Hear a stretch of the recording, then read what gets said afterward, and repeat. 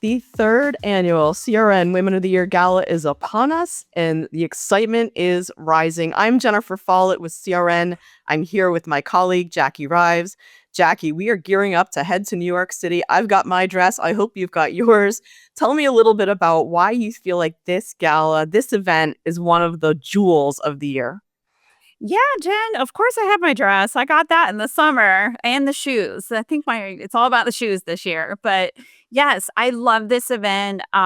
Just getting the opportunity to celebrate so many people, whether that be companies making an impact or allies, and of course the women who are making a significant difference.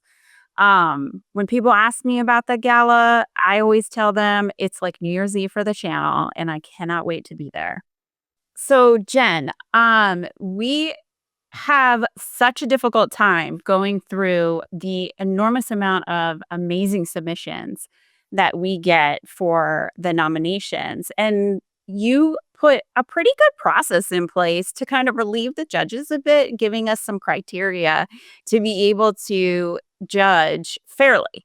I would love for you to share a little bit about that and what you put in place for us. It is a daunting task. As you know, we get so many wonderful applications, and we have to figure out some way of sorting through them and deciding who's going to go through as the finalists. And then, we turn that over to a panel of outside judges who ultimately decide who's going to be the winner.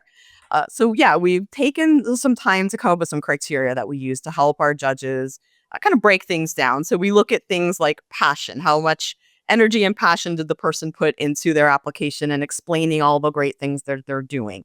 We look at impact, how wide reaching are these efforts and things that they're doing in terms of colleagues, the channel at large.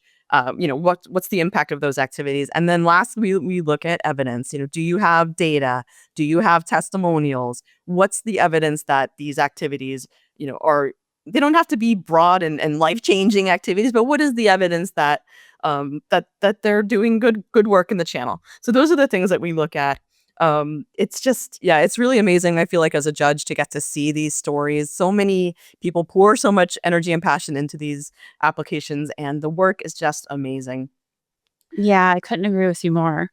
Jacquie, the speaking of amazing, let's say the event itself is always so much fun, so much energy. It's really a great way to wind up December. Tell me a little bit about the gala in 2025 and what's going to be new this year. Yeah, absolutely. We are returning to Gotham Hall, which is a stunning event venue. It's just breathtaking there. I feel like you will agree with me there.